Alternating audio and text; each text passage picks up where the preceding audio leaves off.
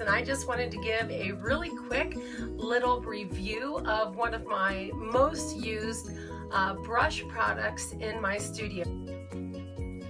Well, one of the tools that I use almost every single day that gets very little attention on my website are these fantastic brushes from TinyPandora Salgado. Now, I love, this is a brand new set, by the way.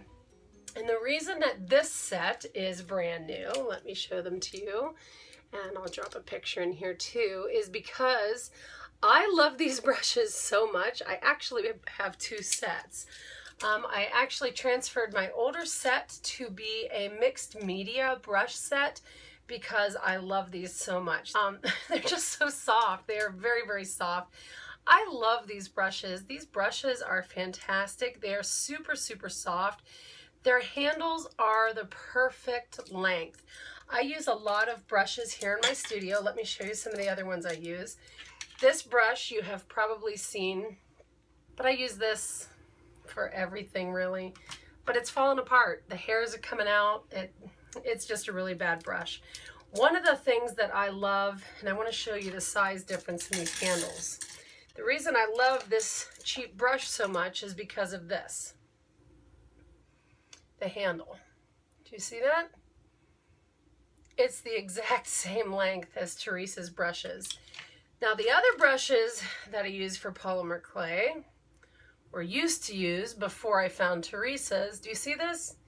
Do you see the difference in a standard size brush versus Teresa's? Now Teresa has named her brushes Goldilocks brushes.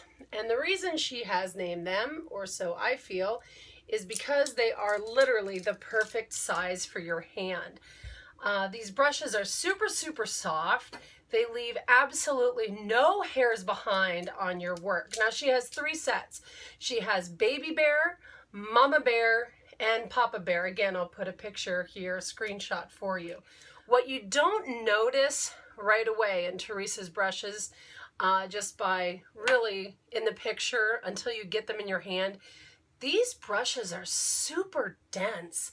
They're not like the cheap craft store brushes that really the ferrules are, they look packed, but they're not. There's not a lot of fiber and hairs in the ferrules.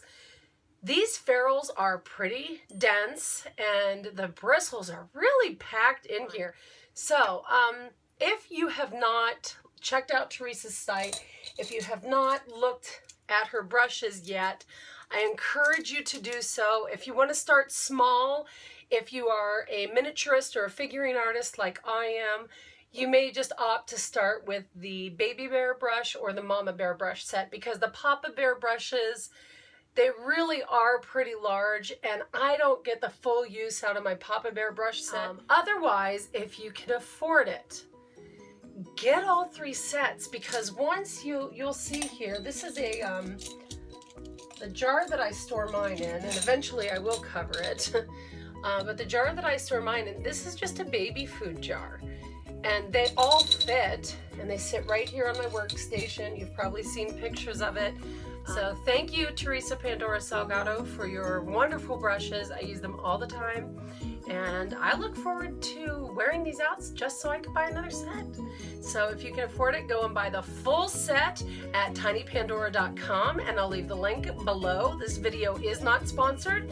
This is my full and honest opinion. I purchased these brushes with my own money. So thank you so much for watching, and I'll see you next time. Bye!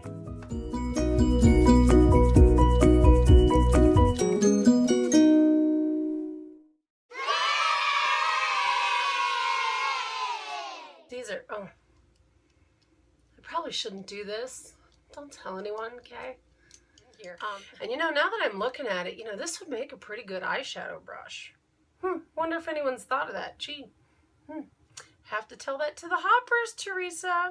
Double use for your brushes, but not once you've used them for polymer, people. Keep that in mind.